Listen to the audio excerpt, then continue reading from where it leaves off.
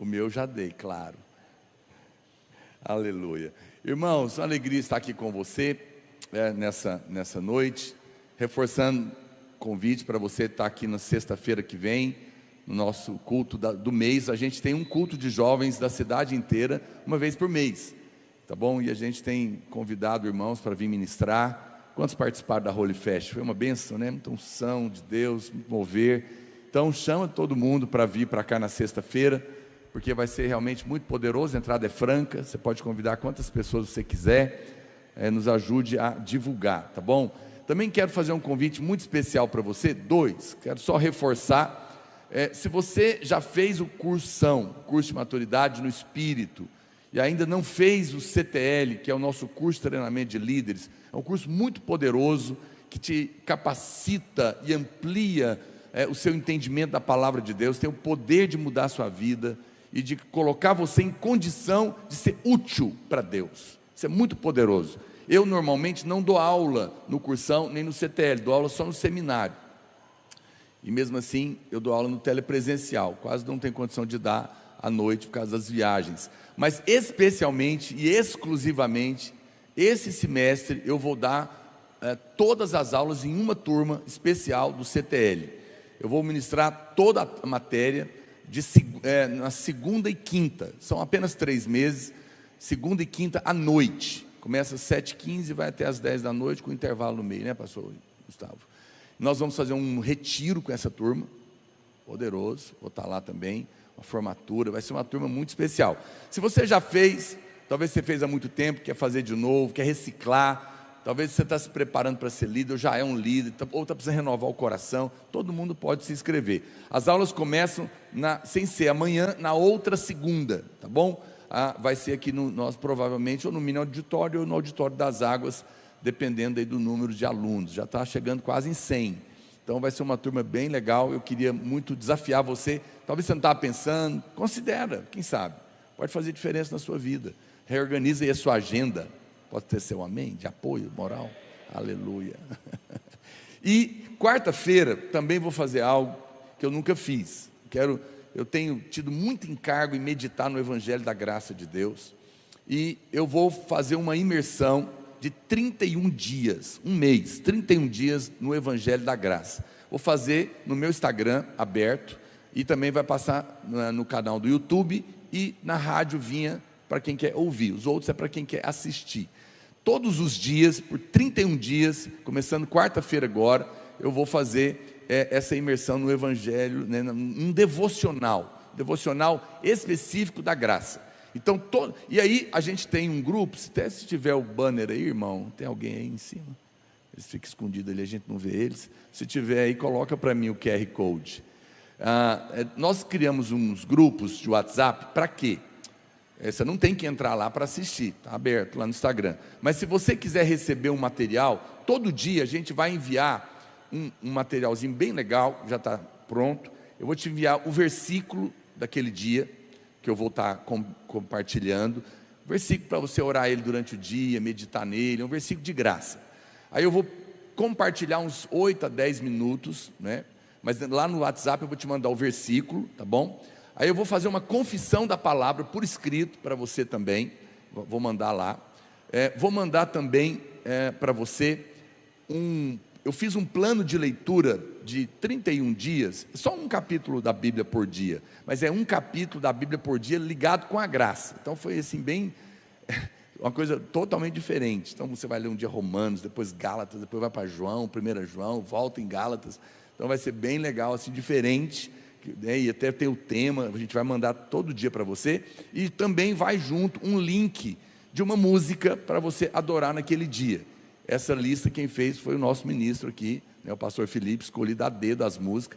Falei para ele não colocar nenhuma música de lei, né, tem só música ungida. Então eu espero que realmente ele tenha selecionado, tem sido muito bom, tá bom? Então, se você quer participar, aponta seu celular aí para esse QR Code, e você pode entrar no grupo. A gente já passou de 10 mil irmãos cadastrados, que vão participar desse momento tão poderoso. Alguém aqui já está inscrito? Levanta a mão. Muita gente, aleluia. Então se você não está ainda, entra, porque vai ser muito poderoso, tá bom? Eu quero...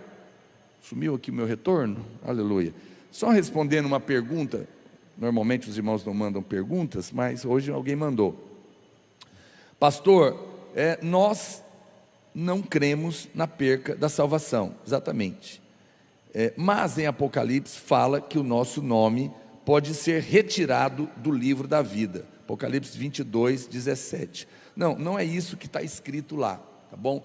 De fato, nós cremos que a salvação não depende de nós, porque se dependesse, homem nenhum poderia ser salvo, porque Deus é muito rico para ter que vender, e nós somos muito pobres para poder comprar. O céu só entra de graça, e a Bíblia diz que não foste vós que me escolhestes, eu te escolhi. A Bíblia diz que ninguém pode vir a Deus se Deus não trouxer, não é verdade? A Bíblia fala que pela graça sois salvos, mediante a fé, e isso não vem de vós, é um presente de Deus, é um dom de Deus. Se Deus não te der, você não vem. Não, eu que quis. Não, você só quis porque Ele te trouxe.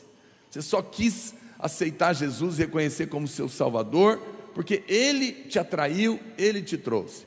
E a Bíblia diz que aquele que o Pai me deu, de modo nenhum, em hipótese alguma, eu lançarei fora. Quantos dizem amém? Você se alegra com a certeza da sua salvação? Esse é o capacete da salvação.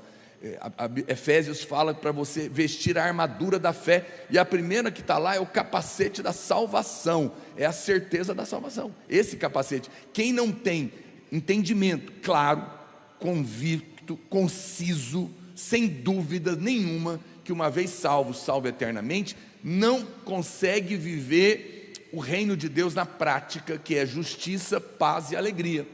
Porque como que alguém pode ter paz e alegria, se hoje ele está salvo, amanhã ele não está?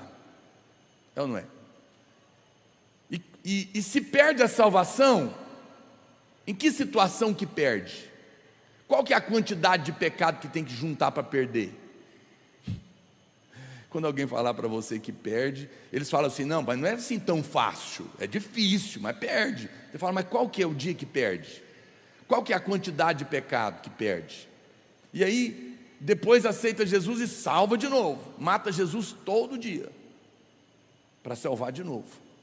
É até uma blasfêmia um negócio desse. Outra coisa, se eu posso perder a minha salvação, então significa que eu que sustento ela. Barbaridade. Se eu tenho que sustentar, se depender de você e de mim, querido, para chegar lá, esquece, você já está em pavor total, não tem paz aí não tem alegria, não tem reino de Deus. Quem está me entendendo? Impossível alguém se salvar, impossível alguém manter a sua salvação. Você sabe o que você está falando? O que significa manter a salvação? Deixa eu te explicar uma coisa, que você pasme, mas não se assuste, calma. No céu, se é que tem porta, você vê muito falar aí quem que fica lá na porta? O São Pedro que eles falam, né? Se é que é ele que está lá, ou tem algum anjo para passar você na balança. Eu sei que tem muitas pessoas, eu pergunto, você tem certeza da sua salvação? Muitas pessoas respondem o quê? Não sei, eu estou tentando ir. Muitas pessoas respondem para mim, eu estou tentando, eu sei que eu faço coisas erradas, mas estou tentando fazer coisas boas também, para ver se naquele dia uma coisa compensa a outra. Então, você não é importante você saber, com base no que você acha que Deus vai deixar alguém entrar no céu? Qual que é o padrão? Tem que ter uma regra, tem que ter uma régua, tem que ter não é? Aqui, por exemplo, aqui no Brasil existe a Constituição. Você pode ser condenado ou absolvido dependendo do que você fez e o que a lei disse a seu respeito, sim ou não? No céu também existe um padrão divino para colocar alguém no céu ou não. Quem é que sabe qual é o padrão, a régua que Deus usa para medir se alguém pode ou não entrar no céu? Obrigado, alguém teve coragem. A lei de Deus é a régua de Deus. Agora, quem sabe quantos mandamentos tem a lei? Não é 10 não, aquilo são só 10 mandamentos. tem 613. A Bíblia, você sabe quais são, para você guardar todos? Sabia que lá inclusive proíbe comer camarão? Ostra, carne de porco? Está chocado? Já pecou então? Já era, hein? Barbaridade. Meu Deus do céu, assustou. Não, se na sua casa tiver jardim e você plantou uma planta, uma rosa branca e uma vermelha, você já quebrou a lei, porque não pode plantar no mesmo jardim duas sementes diferentes. Coisa não está fácil, né? Então, e a Bíblia diz que quem quebra um, quebra tudo. A lei é como um colar de pérola. Quando você tira uma, já viu? Cai todos. Para entrar lá, tinha que guardar toda a lei. Mas só que não é guardar quando, pastor? A vida inteira, sem nunca falhar nada, nem um dia. Do dia que nasceu até o dia que morreu. Cheguei, consegui. Guardei todos. Barbaridade. Você quer ficar no resumo dos 10 mandamentos? Então vamos para um deles só. Não cobiçarás. Nunca desejou nada, nunca olhou assim naquele festa de casamento, aquela pessoa, as mulheres entram desfilando e todas as outras ficam olhando. Irmãos, presta atenção, se depender do homem, ninguém chega lá. A sua salvação, fala pastor, mas espera aí, o senhor não explicou como é que entra. Então, a Bíblia fala que Deus nos ama. E porque nós nunca poderíamos sustentar a nossa salvação, Paulo diz o quê? Da mesma maneira que vocês foram salvos. Como que a gente foi salvo, gente? Pela graça, mediante a fé, mas de graça, sem merecer, porque ninguém pode ser salvo. Isso ninguém discute, todo mundo concorda, qualquer pregador concorda que a salvação é de graça. Mas depois muitos acham que você tem que manter ela. Mas a Bíblia diz, da mesma maneira que você foi salvo pela graça, assim você deve andar, pela graça, sem merecer. Por quê? Porque alguém cumpriu toda a lei no seu lugar, por amor a você, todos os dias, nunca pecou. Quem é? Cristo. Quando Ele morreu, quando você diz assim, olha, eu creio em Jesus, você está dizendo, eu aceito o que Ele fez no meu lugar. Ele pegou os meus pecados, pagou. E ele pegou toda a exigência de Deus para alguém entrar no céu e cumpriu todos os dias no meu lugar. É por isso que quando a gente chega lá, a gente chega em nome de Cristo. Quando você chegar no céu, Deus vai olhar e vai ver Cristo. Ele tomou o seu lugar, Ele vestiu você, porque você não era capaz de fazer. Isso chama graça, eu vou explicar daqui a pouquinho. Por isso o céu vai dizer para você, pode entrar. Alguém pode dizer glória a Deus? Coisa séria. Você não precisa ter medo de morrer. Sabia? Hebreus capítulo 2, verso 14, parte B. A Bíblia fala que Jesus, pela sua morte, destruiu aquele que tinha o poder da morte, a saber, Satanás, e livrou a todos que pelo pavor da morte estavam escravizados por toda a vida. Olha lá. Visto pois que os filhos têm participação comum de carne e sangue, deste também ele igualmente participou, para que por sua morte destruísse aquele que tem o poder da morte, a saber, o diabo. Verso 15, e livrasse todos que pelo pavor, o medo de morrer, estavam sujeitos à escravidão por toda a vida. Aí você fala, pastor, mas Deus o diabo ainda está vivo, como é que ele destruiu? Essa palavra no original é desempregou. O diabo foi despedido do trabalho de matar você que creu. Aleluia. Que é isso? Glória a Deus. Que notícia de hoje, hein? Já valeu o culto uma notícia dessa. Puxa vida. Por quê? Porque o salário do pecado é a morte. Mas Jesus pagou os seus pecados? Sim ou não? Passado, presente e futuro. Então, se não há pecado para ser cobrado, a morte não pode cobrar. Para você que crê, a morte, presta atenção, a morte é um espírito, sabia? A morte não é simplesmente deixar de viver, porque ninguém deixa de viver.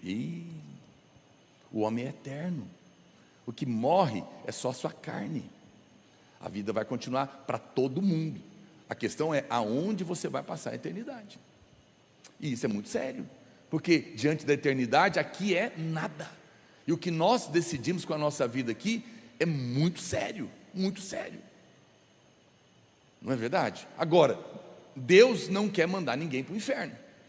A Bíblia diz que Deus não fez o inferno para os homens. O inferno foi criado para Satanás e os seus demônios, não para o homem. Mas tem homem que vai para lá? Vai. Por quê? Por causa do pecado? Não. O pecado não está pago? Tá. Está pago para todo mundo? Tá. Mas e aqueles que não querem? Aqueles que dizem, mas eu não preciso que Jesus faça nada por mim, eu resolvo as minhas dívidas. Esse não pode ir para o céu, porque não aceitou o pagamento, mas é de graça para ele. Quem está me entendendo? Agora veja, então, Deus quer que todo mundo seja salvo. Ele dá o dom, Ele sustenta a salvação, e Ele fala, ninguém vai tirar da minha mão. Ninguém pode. Então, se dependesse de você, você perderia a sua salvação. As pessoas que ficam te falando que perde a salvação não sabem te dizer qual que é a quantidade de pecado. Ele fala blasfêmia contra o Espírito Santo, achei um. Crente não blasfema. Quem nasceu de novo não blasfema. Eu sei que você fica pensando, muitos novos convertidos vêm desesperadamente orar, pastor, pelo amor de Deus, me ajuda, eu acho que eu blasfemei, porque você está aí no culto e está pensando coisas horrorosas na sua mente, dentro do lugar sagrado. Só que o lugar sagrado só é sagrado quando você que é sagrado, porque o sagrado agora mora dentro de você, está reunido aqui. E eu sei que às vezes você está assistindo o culto pensando coisas horrorosas, e você está apavorado, achando que está blasfemando contra o Espírito Santo. Às vezes vem pensamento na cabeça do novo convertido, morte a Deus. E você fica, é que você está assustado, né? Você fala, pastor, quem te contou? Quem te contou? Eu tenho 33 anos de crente. Quantas vezes você acha que o diabo falou na minha cabeça e eu aprendi a ouvir, discernir qual que é a voz de Deus, qual que é a voz do diabo? Isso é só o diabo fazendo sugestão na sua cabeça para te apavorar. E a prova que você não está fazendo nada disso é que você está apavorado. Porque quem blasfemou e não tem o Espírito, não se arrepende, não tem o Espírito agindo nele. Isso é só um pensamento do inferno, rejeita. Quando o diabo colocar esses pensamentos loucos, não é? Tem muito irmão que fica apavorado, pastor, eu estou tão feliz, eu estou tão bem, mas de repente, eu estou assim, do nada, pastor, eu estou andando, e eu vi um pensamento, pula na frente do caminhão. Misericórdia, será que eu estou com um problema mental? Não, é só o endemoniado do diabo, possesso, falando besteira na sua cabeça. Quando você entender isso, você vai acalmar. E quando esses pensamentos malucos vierem, você ri e fala de Satanás, você realmente é um débil mental. Olha os seus pensamentos. Você é possesso, você é doido. Você precisa ser internado no hospício do inferno. Porque a sua mente é a mente de Cristo. A sua mente de verdade não pensa isso. São pensamentos malignos. Entendeu? Você não vai blasfemar, porque agora você tem o Espírito de Cristo em você. Então fique em paz. Quem está me entendendo? Então veja, quando você... Sabia que no Novo Testamento... Não estou pregando ainda não, tá bom? Mas essa pergunta foi boa. No Novo Testamento nunca diz que alguém que nasceu de novo morreu. Todas as vezes que a Bíblia fala da morte de alguém que nasceu de novo, fala que ele dormiu. Por quê, pastor? Porque só vai encontrar o espírito da morte quem não creu em Jesus.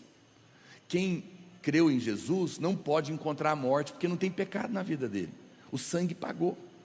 Por isso que quando a gente morre, de fato, a gente não vai encontrar a morte, você vai voltar para casa só.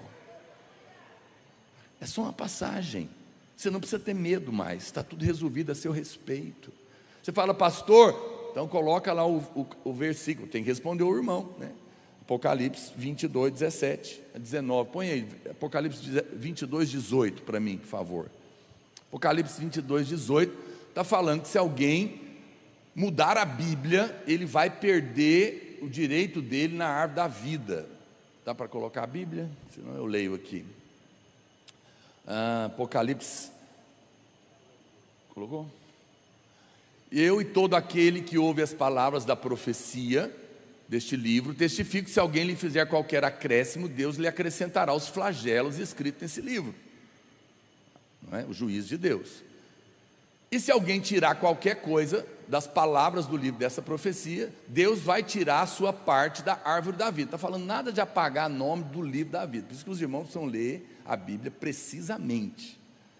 A Bíblia só está dizendo que quem acrescentar ou quem tirar vai sofrer o juízo de Deus. O que ele está dizendo? Essa pessoa aqui, se alguém, qualquer pessoa que não tem o Espírito Santo, maldosamente mudar a Bíblia para confundir as pessoas, essa pessoa vai sofrer o juízo de Deus naquele dia. Essa pessoa não é salva, querido. O nome dela nunca foi escrito no livro da vida. Isso aqui não é para crente, não é para quem nasceu de novo. Ele só está dizendo que se alguém oprimido por demônios aí, com a mente horrorosa, quer fazer alguém cair, ele distorce a Bíblia, porque o diabo é mestre nisso, e por isso ele faz tropeçar. Ele vai sofrer o dano naquele dia, se ele não se arrepender e mudar de vida antes de morrer. É só isso. Mas quanto à sua salvação, fique em paz, porque uma vez salvo, pode falar mais alto, uma vez salvo, agora com quem crê que está salvo, uma vez salvo, agora como vencedor, uma vez salvo, aleluia, aplauda o Senhor. Glória a Deus. Vê, quem vestiu o capacete da salvação nessa noite? Você percebe que quando você tem uma fé sólida, você tem paz no coração? O reino de Deus é justiça, paz e alegria. Diga comigo, o reino de Deus é justiça, paz e alegria. Essa justiça aqui não é justiça social, não. É justiça de Cristo. É o que eu acabei de explicar. Cristo fez o que eu não sou capaz de fazer, pagou os meus pecados e cumpriu a lei no meu lugar, porque eu não sou capaz de fazer, Ele fez por mim. No momento em que eu creio, a sua justiça, a sua obra no meu lugar é imputada a mim. Uma vez que eu estou perdoado, meus pecados estão pagos, as exigências de Deus estão cumpridas em Cristo, não depende de mim, não é sobre o que eu fiz, é sobre o que Ele fez, não é sobre o que eu sou, é sobre o que Ele é em mim. Então, eu tenho paz. Você pode não ter paz com o seu vizinho, porque talvez ele está com uma confusão de som até 3 horas da manhã, mas com Deus você pode ficar em paz, porque seus pecados estão pagos. Aleluia. E uma vez que você tem paz, junto com a paz vai brotar o quê? Um gozo, uma alegria genuína, porque você agora é filho amado. Aleluia, irmãos. E é disso que eu quero falar com você nessa noite tão especial, uma noite da esperança. Talvez você, nosso convidado aqui hoje, talvez a primeira vez, seja bem-vindo, mas também para você, irmão, que está aqui. Você sabe, a palavra de Deus é tão poderosa, e nós não estamos aqui nessa noite, mais uma vez, para falar de religião. Nós estamos aqui para falar do que realmente é o amor de Deus. O amor de Deus é uma coisa que não dá para explicar com a lógica humana, porque ele não existe na terra. Por isso não se assuste ao ouvir o que eu tenho para te dizer nessa noite. Eu sei que você pode ficar tão chocado, fala, mas não pode ser assim. Por quê? Porque você está acostumado com religião. Religião é sistema de troca, merecimento. Você paga para ter. Isso não é cristianismo. Não é cristianismo. Toda religião é um sistema de troca, mas cristianismo não é religião, por mais que a gente chama assim. Então, em algumas religiões, você tem que se flagelar, você tem que sofrer para pagar pecados. Na outra, você tem que fazer penitência para merecer um milagre. Em outras, você tem que fazer caridade para tentar ver se chega lá, ou melhora, não é? Ou entra no céu, ou recebe um milagre. Em outras, você tem que dar o Isaac, o dinheiro, senão você também não recebe. Mas no cristianismo é de graça, não tem troca. Pasme. Então por que vocês dão? Porque já recebemos, fazemos por amor. Ontem eu saí com a minha esposa para dar o segundo presente para ela. O primeiro eu dei já tem um mês. E ontem eu dei o segundo. Que Deus te dê um marido assim.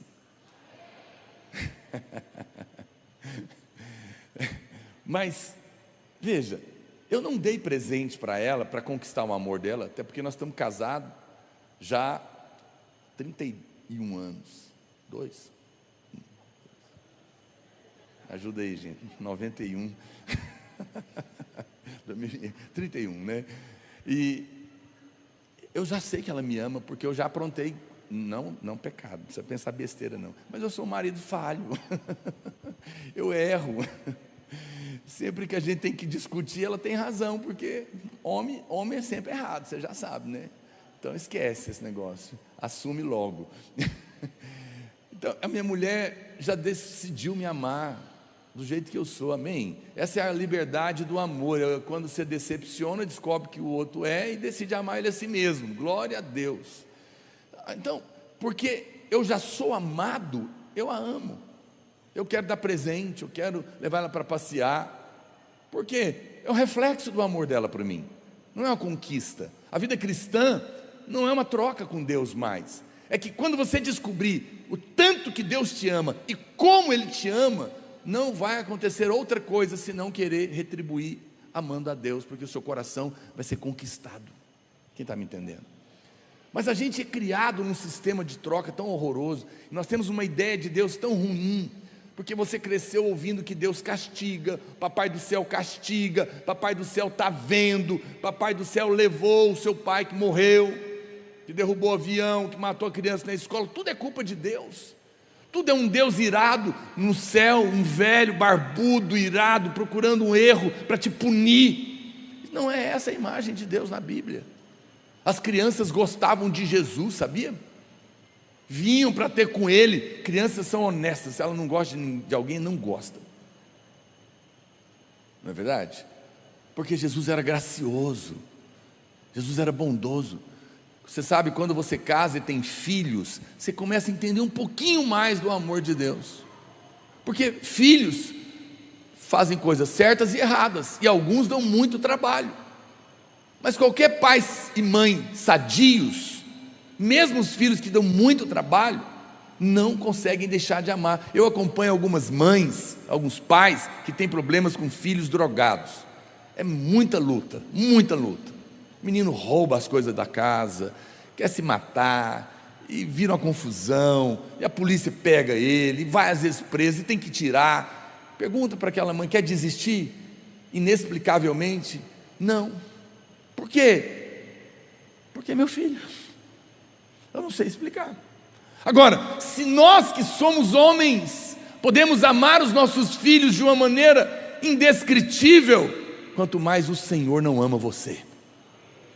Mas na sua cabeça, a religião disse que Deus gosta dos bonzinhos, Deus gosta dos certinhos, e para esses Ele abençoa, mas os mauzinhos, sapecas, Deus não gosta. Mas isso é mentira, não é isso que está na palavra de Deus. Vamos ler eu vou ler para você o versículo do escândalo do amor de Deus. Esse versículo é escandaloso, ele é revoltante. Romanos, capítulo 5, verso 20, olha o que diz. Romanos 5, 20, coloca para mim, querido, por favor. O delay está grande, aleluia. Sobreveio a lei para que avultasse a ofensa, mas aonde abundou o pecado, essa palavra abundar significa ter algo sobrando, saindo pelas beiradas, pecou tanto que está derramando. Aonde pecou tanto que abusou, superabundou a graça. Puxa vida, eu tenho uma notícia para te dar. Se você pecou muito, tem uma boa nova para você, tem muita graça para você. Claro que você precisa mais. Não estou mandando você pecar não, só estou te dizendo que mesmo os piores pecadores, se crerem, podem ser alvos do amor abundante de Deus. aonde derramou, de tanto pecar, derramou mais ainda perdão e amor para essa pessoa, para tirá-la de lá. O Senhor nunca disse para alguém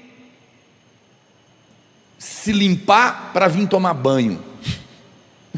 Não é assim que tem pessoas que falam: primeiro você conserta sua vida, primeiro larga isso, depois você vai para Jesus. Isso é a mesma coisa de dizer: se limpa primeiro para depois você vir tomar banho. Não faz sentido.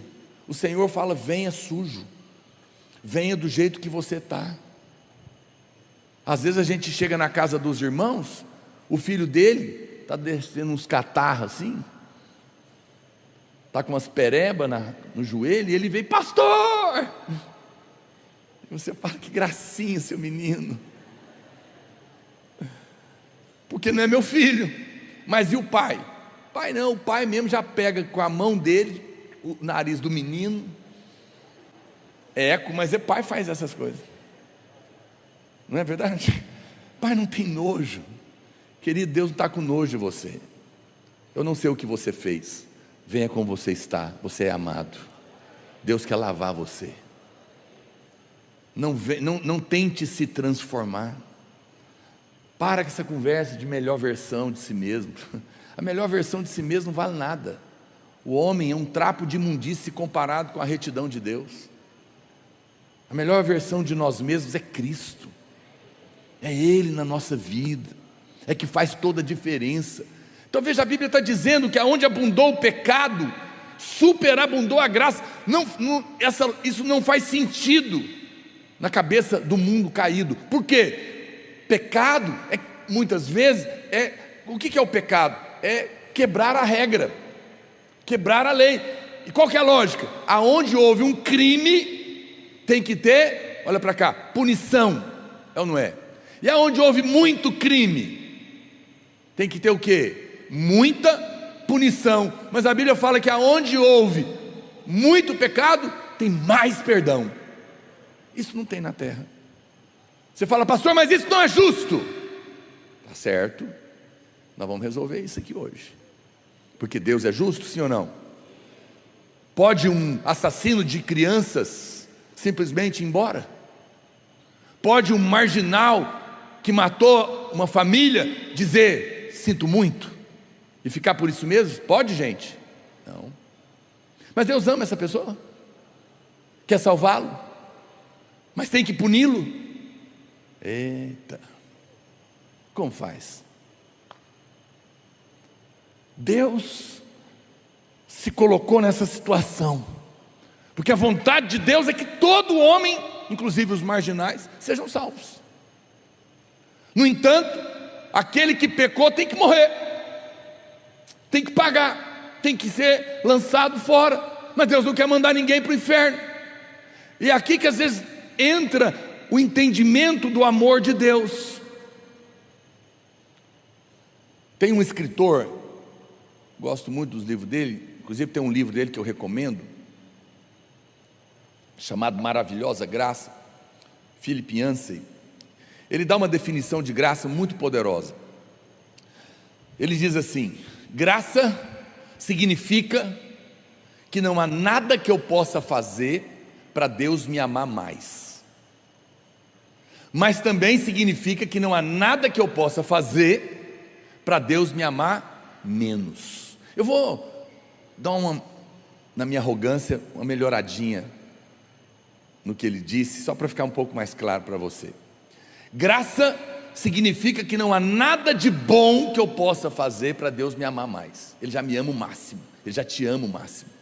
Mas graça também significa que não há nada que você possa aprontar de errado que vai fazer Deus te amar menos, porque o amor de Deus é maior do que os seus erros, é maior do que os seus pecados, e nem os seus erros podem fazer Deus te amar menos. Ele te ama, Ele pode te corrigir em amor, e isso não é colocar doença, praga, acidente, não há mais ira para você, mas Ele nunca vai deixar de te amar. Você não precisa fugir, Deus não está zangado com você. Pastor, mas eu não estou entendendo. Presta atenção, eu estou te explicando para chegar lá na conclusão. Deus está sorrindo para você, porque o seu pecado também não altera o amor de Deus. Mesmo se você tropeçar, mesmo se você falhar, o amor de Deus não muda. Isso não é isso é uma coisa poderosa. É que eu falei, os meus filhos erram, mas eu continuo os amando. Corrijo, mas não desisto de amar, porque aliás a própria correção faz parte do amor. Graça é uma coisa louca mesmo. É para quem não merece. É favor imerecido. Graça também é traduzida assim, favor imerecido. Pastor, o que é favor imerecido? É Deus dando tudo para quem não merece nada. Poxa vida, que o Senhor te abra os olhos, que você não se acostume com isso, e que quando você ouvir o pastor falando um negócio desse, você diga aleluia. Porque se você acha que você merece, então você precisa de cair do cavalo. Lembra, todas as vezes que você acha que mereceu alguma coisa, lembra do padrão de Deus, que aí fica fácil você lembrar que não merece. Eu acho até que eu estou saindo bem, mereço. É mesmo? Cumpriu as 613, inclusive o camarãozinho, não plantou as flores misturadas, carne de porco, lagosta, torresminho. Hoje mesmo eu pequei, comi torresmo, feijão tropeiro. Não pequei porque eu não estou na lei, aleluia, mas teria pecado. Você vê? Presta atenção, todas as vezes que você lembra do padrão de Deus, você larga desse nariz empinado rapidinho. Porque essa coisa de merecer depende da régua que está medindo o seu merecimento. Então desiste, porque Deus quer te dar de graça, porque você não é capaz, nem eu sou capaz. Eu sei que talvez você está falando para mim, pastor, você está falando isso, muito bonito, mas você não sabe o que eu fiz. O outro está me olhando e fala, se ele soubesse quem eu sou. Ele não falava isso. É verdade, eu não sei o que você fez, mas eu sei o que Jesus fez. Ele morreu no seu lugar para pagar os seus pecados. Eu não sei quem você é, mas eu sei quem Ele é. Ele é um Deus de amor, de perdão e de graça. O Evangelho é a respeito de uma pessoa. Cristianismo é a respeito de uma pessoa, não é a respeito de um conjunto de regras. E isso muda tudo. Eu sei que Jesus nunca falou a palavra graça, mas Ele viveu a palavra graça. Porque a Bíblia diz que a lei foi dada por um servo, Moisés, mas a graça de Deus, o favor imerecido, o amor de Deus, o perdão de Deus, veio com uma pessoa que é Cristo. Ele viveu isso. Por exemplo, os fariseus que eram religiosos não podiam tocar em leprosos, porque se tocasse num alguém doente com lepra, ele ia ficar imundo. Mas Jesus desce da montanha, e Ele não apenas cura um leproso, Ele toca nele antes de curar. Porque a lei, quando você toca em algo imundo, você fica imundo. Mas na graça, quando você toca no imundo, o imundo fica limpo. Porque é Cristo fazendo isso. Jesus encontrou uma mulher hemorrágica, não podia tocar nela, mas Ele permitiu que ela tocasse nele, e ela ficou limpa. Os fariseus não podiam comer com pecadores. Jesus comia na casa de políticos corruptos, homens pecadores. Permitiu que uma pecadora lavasse o seu pé, e por isso foi chamado de amigo dos pecadores. É por isso que Jesus é seu amigo e meu amigo, porque Ele é amigo de pecadores. Ele veio para quem precisa dele, não para quem acha que já é muito bom, só que não sabe que não é. Você acha que é muito bom? Eu sei, porque talvez você está aqui me ouvindo hoje e você fala, não, eu sou uma boa pessoa, eu não minto, eu tenho compromisso com minhas dívidas, eu pago as minhas contas em dia, eu chego na hora nos meus compromissos, eu não atraso, eu não adultero, eu não traio a minha mulher, eu respeito os meus pais. Muito bom, você faz bem, mas não é suficiente. Porque se você odiar, já matou. Se olhar para uma mulher com intenção impura, já adulterou. Se olhou para uma coisa e cobiçou, já pecou, já quebrou a lei. Não pode entrar, a não ser que você receba o que Jesus fez. Eu sei, mas veja, nós merecíamos a condenação, mas Ele veio e nos deu algo que jamais nós mereceríamos, porque o amor de Deus e a sua graça, Ele muda a maneira de Deus fazer as coisas, Ele altera a lógica do homem. No dia, então vamos entender isso, porque eu ainda não te respondi. Deus é justiça. Preste agora, eu quero que você preste muita atenção agora. Deus é justiça. Ele não pode simplesmente pegar um assassino de crianças e mandar embora. Ele não pode pegar alguém que cometeu um crime, que diz sinto muito, e fazer de conta que nada aconteceu. Quem cometeu um crime tem que pagar, a justiça tem que cobrar. E se Deus não fosse justo, Ele não poderia ser Deus. No entanto, Deus nos ama e Deus não quer que nós sejamos condenados. Como resolver isso? Vou te contar uma história para você entender o que aconteceu lá na cruz. Lá na cruz, a graça e a justiça se encontraram. O amor e a justiça se beijaram. Deus resolveu um problema aqui. Por um lado, eu tenho que te matar. Por outro lado, eu te amo e não quero te matar. Talvez você já ouviu essa história, talvez não. Eu vou te contar como eu ouvi de um dos estados dos Estados Unidos. Lá nos Estados Unidos, cada estado tem uma lei. Não é igual no Brasil, que é tudo igual. Então tem lugar, por exemplo, que tem pena de morte para certos crimes, outros não, não é? E lá, num desses lugares, tinha um juiz, o juiz da cidade, um homem muito correto, e ele tinha um único filho. Ele não teve outros filhos, ele tinha um filho único. Esse menino, com 15 anos, se revoltou na sua adolescência e decidiu ir viver a sua própria vida. Foi embora de casa, sumiu. O pai dele nunca mais o encontrou. Procurou, mas ele nem sabia se ele estava vivo. Mas era o filho que tanto ele amava, até porque ele só tinha um. Imagina o sofrimento de um pai, que o filho vai embora e ele só tem aquele filho, e ele nem sabe o paradeiro dele.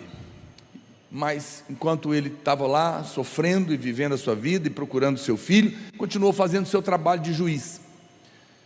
15 anos depois, agora, se o seu filho tivesse vivo, teria 30 anos, ele iria julgar um caso de um assassino, que foi pego em flagrante delito, com provas evidentes, e que seria julgado a pena de morte, mas tem que ser trazido na frente do juiz. Ele mandou entrar o criminoso, mas para sua surpresa, o criminoso era o seu filho, que ele procurava há 15 anos, e que agora com 30 anos tinha cometido um crime, foi pego pela polícia, em flagrante, com testemunhas, e seria condenado à morte. Mas era o filho do seu amor. Agora ele era o juiz, aquele filho que ele amava era o criminoso. Como um juiz correto, não tinha saída diante das evidências, tinha que condenar o filho, o criminoso, mas ao mesmo tempo amava, e ele era o filho que ele procurou por tantos anos. O que fazer? Aquele homem ouviu as testemunhas, olhando para aquele criminoso que era o seu filho, que ninguém sabia,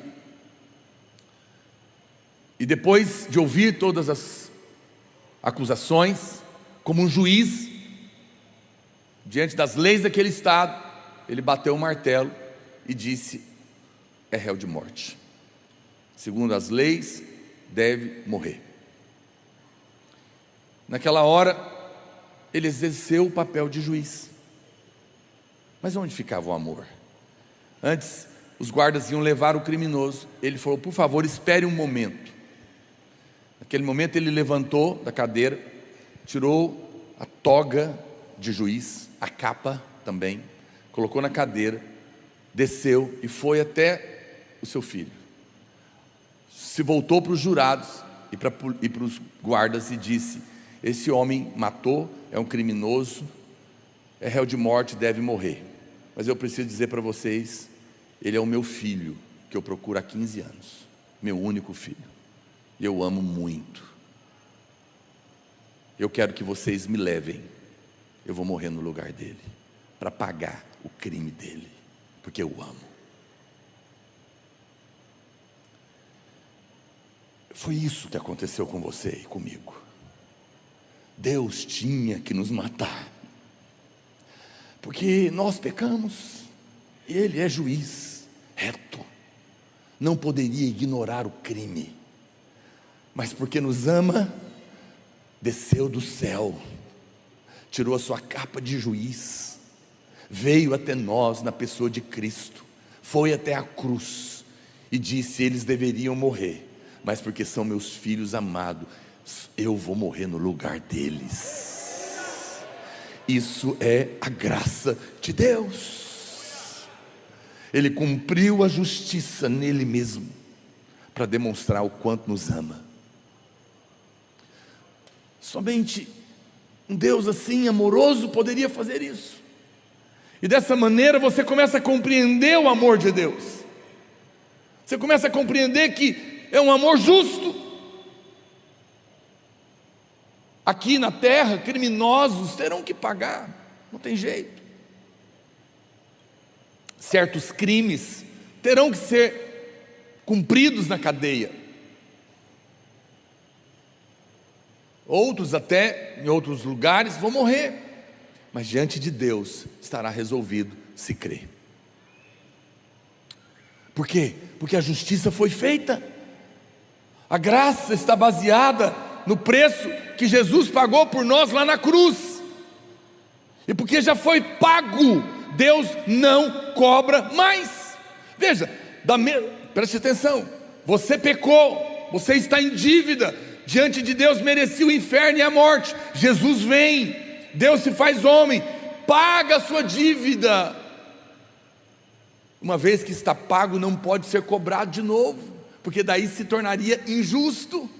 Ele cumpre a justiça e não pode cobrar de novo, porque se cobrar de novo, a justiça que foi cumprida se torna injustiça. Deus pagou todos os pecados da sua vida inteira. Quem está me entendendo? Não pode ser cobrado de novo. Você só pode entrar se você aceitar. Mas lá na cruz, a sua dívida está paga. Porque aonde abundou o pecado, superabundou a graça de Deus. A graça é uma coisa tão incrível. Eu não sei se você assistiu aquele filme Pequeno Imperador, como é que chama? O Último Imperador. O último imperador, ele era uma criança, porque o pai morreu e ele teve que assumir o trono ainda pequeno. Você sabe, ele era um imperador, mas ele era criança. Então eles punham crianças para brincar com ele, dos escravos, dos servos. Mas ele, como imperador, sendo criança, também errava. E nas regras do império, quando alguém errava, tinha que ser punido. Mas como punir o imperador? Então o que eles faziam no filme? Quando o imperador errava, eles pegavam uma outra criança e batiam nela, na frente dele, no lugar dele. Eu sei que para nós é chocante, mas nós, quando cremos, nos tornamos os imperadores do reino de Deus. E Jesus é que sofreu a surra no seu lugar. São coisas que só o amor de Deus pode nos explicar.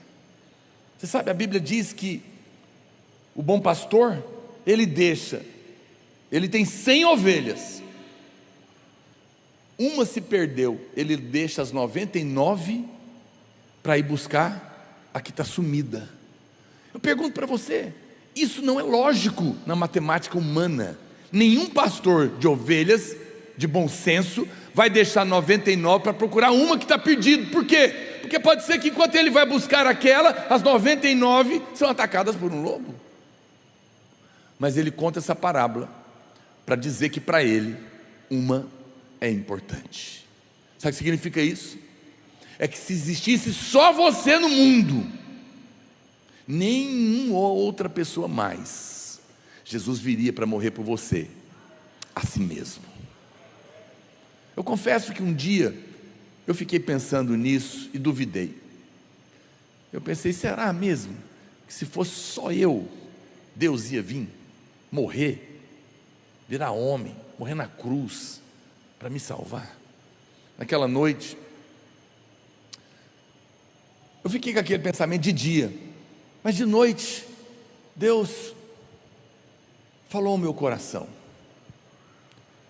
Ele falou, eu tinha um filho naquela altura, minha filha, e me veio um pensamento: se a sua única filha estivesse se afogando e para salvar, você teria que pular e morrer, porque não dava para salvar os dois. Você teria que morrer para que ela pudesse ser salva. Você morreria? Eu imediatamente falei sim. E Deus falou, você não é melhor do que eu. Se você está disposto a morrer pelo seu único filho, muito mais eu morreria se fosse só você. Você sabe, a Bíblia diz que uma mulher estava entregando, muitas pessoas estavam dando ofertas, muitos ricos estavam ofertando, mas uma mulher veio e depositou pequenas moedinhas. E a Bíblia fala que Jesus falou o quê? Essa mulher deu mais que todo mundo. Talvez até os ricos ficaram ofendidos, porque Deus vê o que tem valor, não a quantidade absoluta, é aquilo que tem muito valor. Para ela deu tudo, diz a Bíblia. Mas essa parábola, essa história, na verdade, não é parábola, é para dizer que para Deus, mesmo as pequenas coisas podem ter muito valor. Eu tenho 3 filhos, hoje eles já são grandes, mas quando eles eram pequenos, eu tive que aprender a gostar do que era importante para eles. Então minha filha, né, que está ali, ela era pequenininha, as meninas gostam, são novinhas, de miçangas coloridas, não é? Os meninos gostam de carrinho. Teve a fase daqueles carrinhos que voavam, nem sei mais o nome daquilo, Hot Wheels. Eu ia pregar fora, eu vinha, eu antes de ir embora, eu falava, me leva aí, gente, em algum lugar, eu tenho que comprar miçanga, eu tenho que comprar carrinho, porque os meus filhos gostam. Você sabe, tem pessoas que dizem, Deus não está preocupado com essas coisinhas que você está precisando, Ele tem coisas mais importantes para fazer. Isso é mentira. De fato, Ele é um Deus tão poderoso e tão grande, mas que se preocupa com coisas tão pequenas. Se é importante para você, se é importante para você, é importante para Deus. Para Deus tudo é importante, se é importante para os seus filhos. Sua roupa, seu tênis que você quer ter, seu boné, parece piada, não é. Eu poderia descer da pregação de um ginásio lotado com 15, 20 mil pessoas e me preocupar em comprar uma miçanga para minha filha. Parece patético para quem está de fora, mas para um pai não é. Será que aquele que construiu o universo está preocupado em te dar uma casa? Se é importante para você, sim. Tudo que diz respeito a você, Ele se importa. É só você pedir. Eu acho que o amor, ele é traduzido no seu ápice, no amor romântico. Porque é quando você está apaixonado, você sabe que tem alguém pensando em você, sonhando com você, aquilo enche o seu coração. E a Bíblia conta uma história muito chocante a respeito do amor, a respeito do profeta Oséias. Tem até um livro na Bíblia sobre ele. Ele era profeta e Deus falou para ele: eu quero que você case com uma mulher chamada Gomer. Quase esqueci. E ele casou com essa mulher. Ele falou: o seu casamento vai ser uma profecia. E eles tiveram 3 filhos. Quando eles tiveram os 3 filhos, Gomer decidiu se separar dele. Mas ela não simplesmente largou dele. Ela largou dele para ser prostituta. Você tem mais ideia do sofrimento de um homem casado, pai de 3 filhos, que agora sua mulher larga para ser prostituta? O que não vão falar desse homem lá no bairro dele?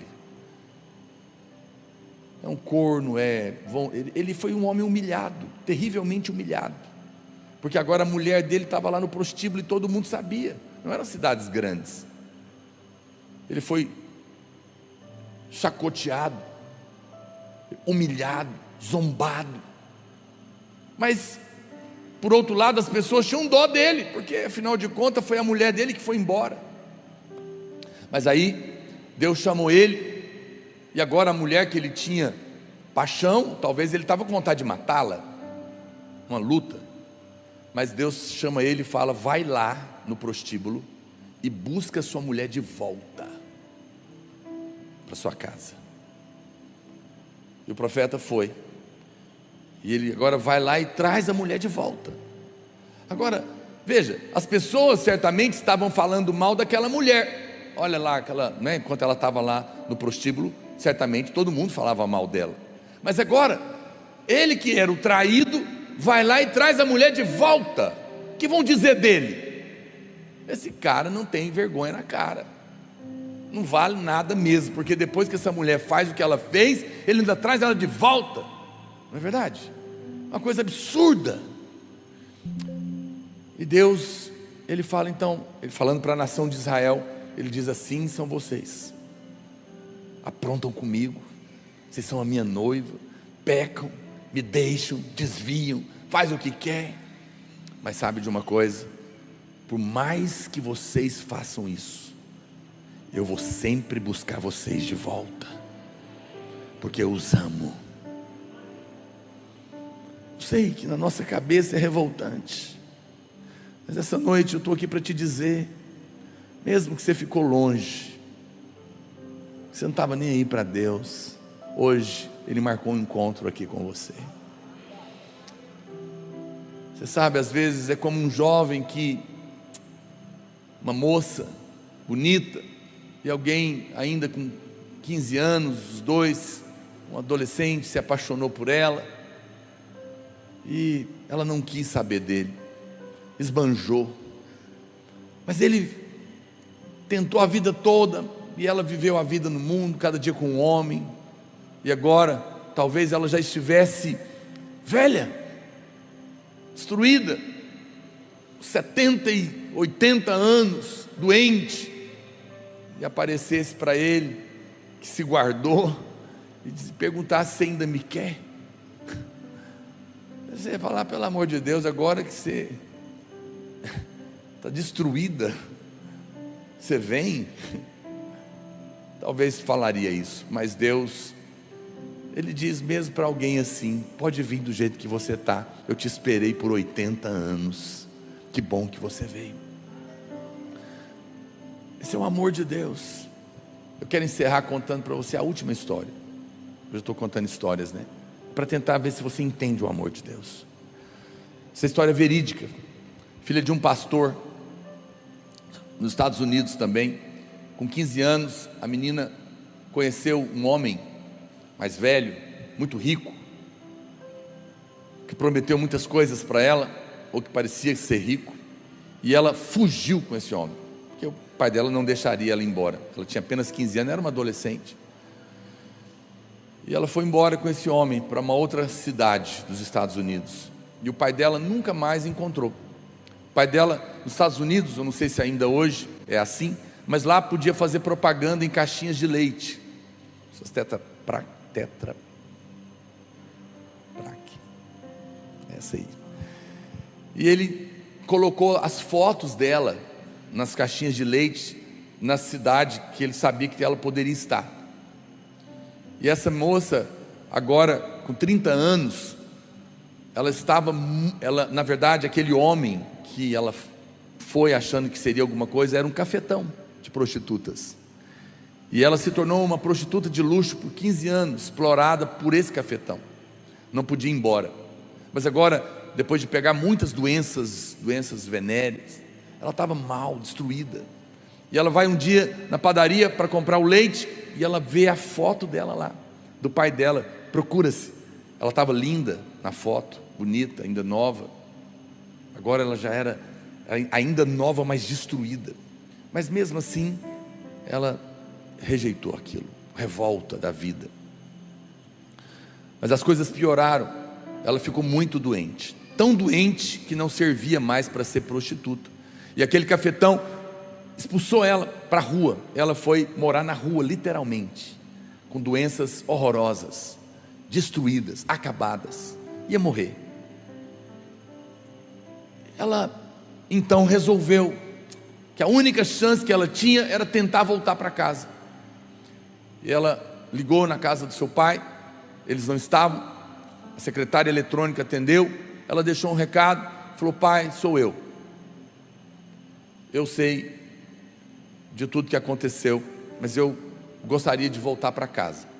Eu não sei se o senhor me perdoa, mas se o senhor me perdoar, quinta-feira eu vou pegar o ônibus e eu vou parar na rodoviária.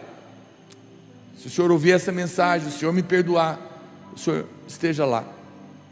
Se o senhor não tiver, eu vou entender e eu compreendo perfeitamente, porque o que eu fiz foi muito ruim, e então eu vou seguir viagem para outro lugar. E ela conta que ficou muito ansiosa naquele dia, naquela noite, naquela viagem. Ela estava a 1000 quilômetros de distância. Quando ela chegou na cidade, ela desceu ansiosa para procurar o pai dela, e o pai dela estava lá. Estava o pai, a mãe, com chapeuzinhos de festa,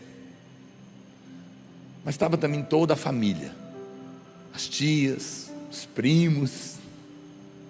E ela veio muito constrangida e falou: pai, eu preciso falar com o senhor sobre tudo que aconteceu, preciso pedir perdão.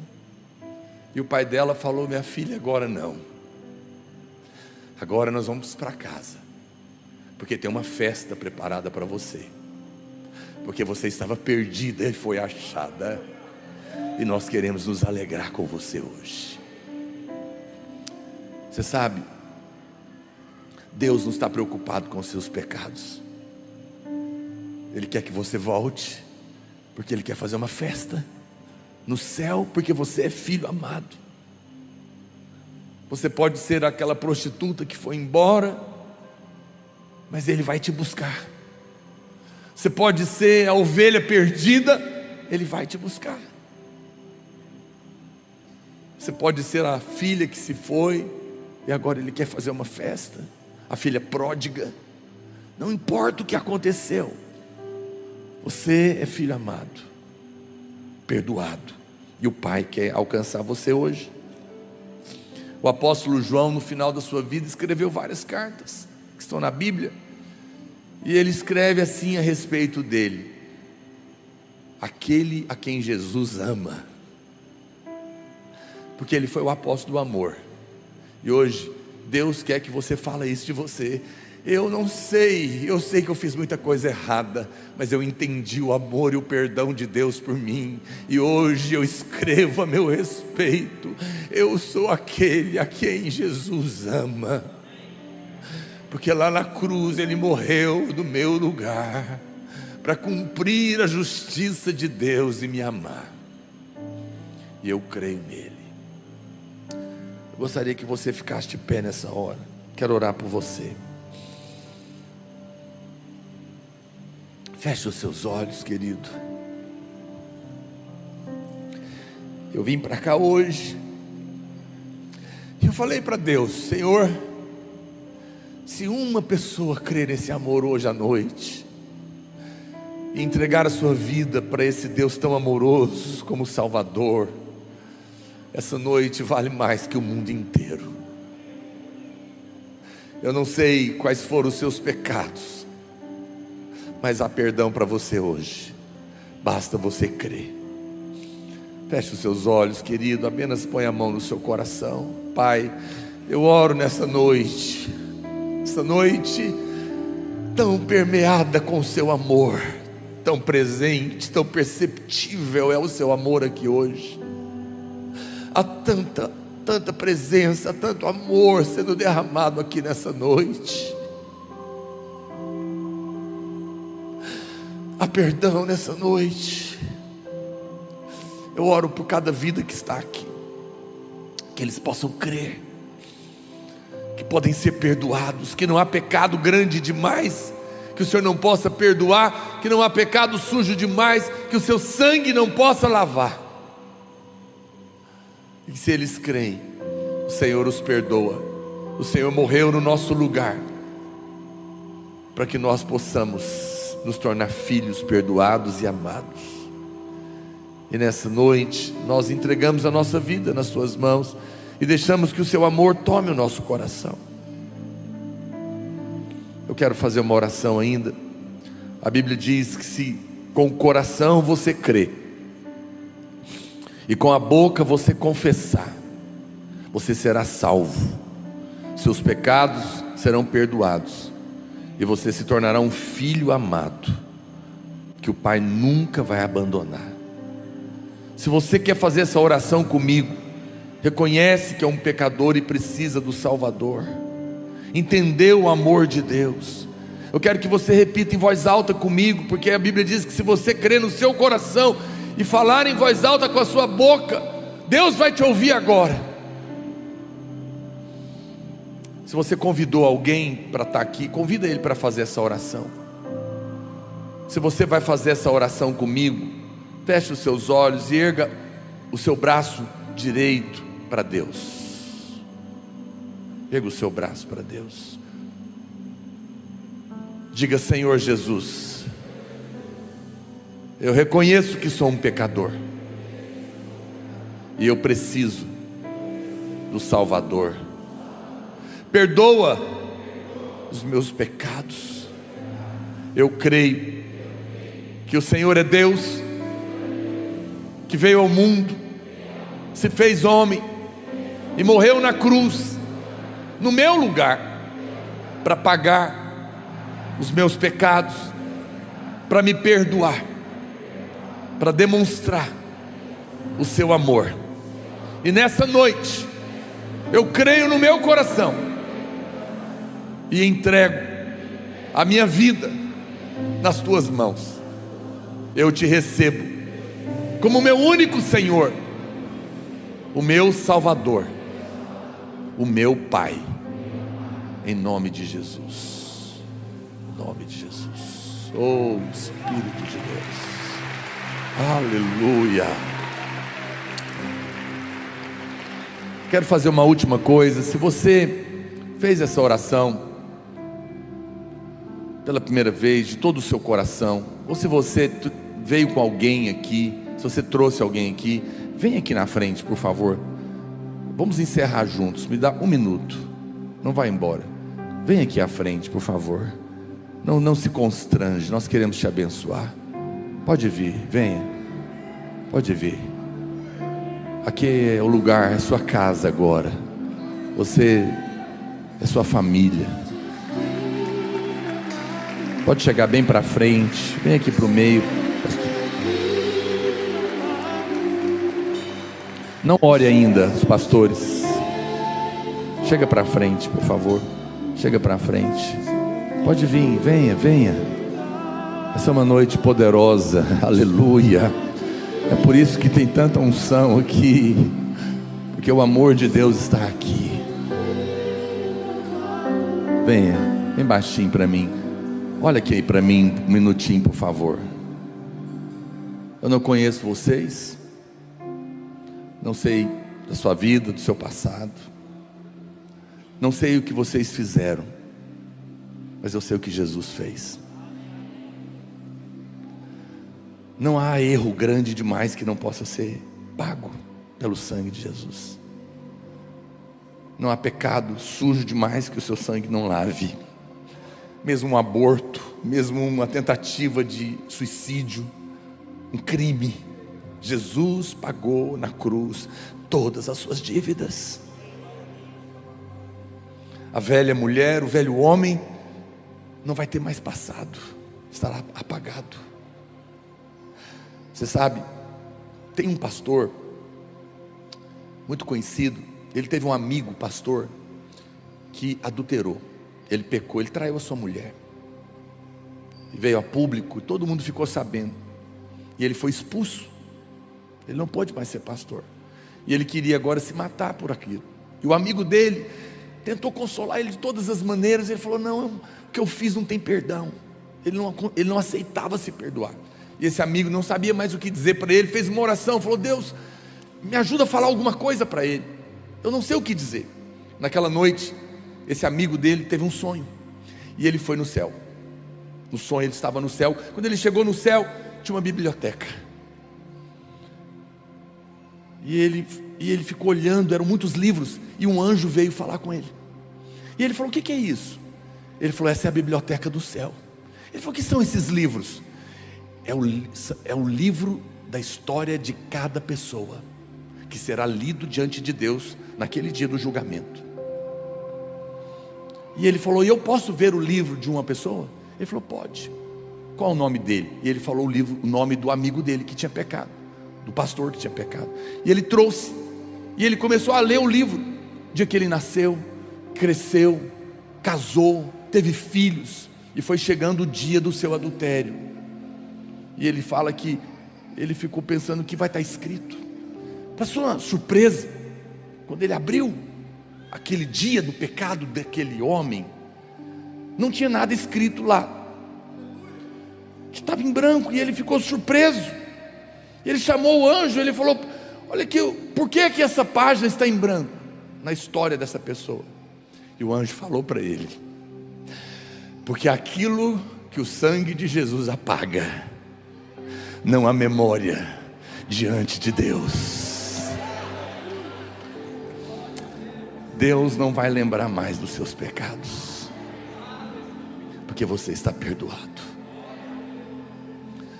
A Bíblia diz que quando alguém, um pecador, se converte, se arrepende, existe uma festa no céu. O céu está em festa por causa de você hoje. E nós queremos mais uma vez orar por você. Os pastores, a igreja estende as mãos para cá, os pastores vão impor as mãos. Pede a Deus que eles tenham uma experiência de novo nascimento.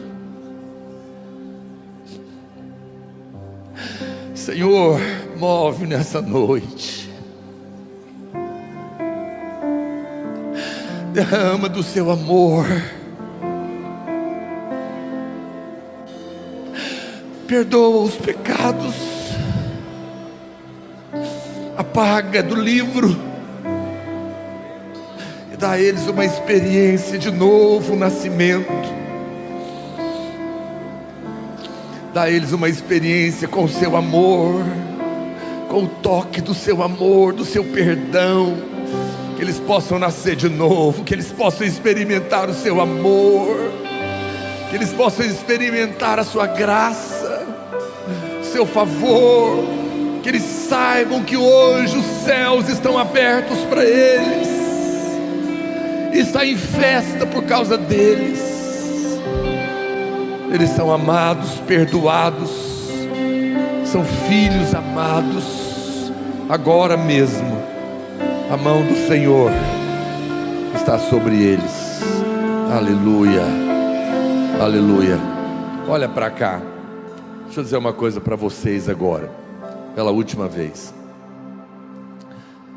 Vocês, a partir de hoje, estão perdoados, seus pecados estão pagos. Esquece o seu passado, porque Deus não lembra mais. Vocês são salvos agora, porque vocês creram. Vocês não são mais apenas uma criatura, vocês são filhos de Deus, filha de Deus, filho de Deus. Nunca mais Deus vai te abandonar. Mesmo que você erre, Ele não vai te deixar. Você vai entrar no céu. Não é porque você merece, é porque você creu. Mas você não ganhou só um pai, que é Deus. Você não ganhou só o céu. Eu quero que você olhe para trás. Você ganhou também uma nova família. Ou é a sua casa. Tem festa no céu.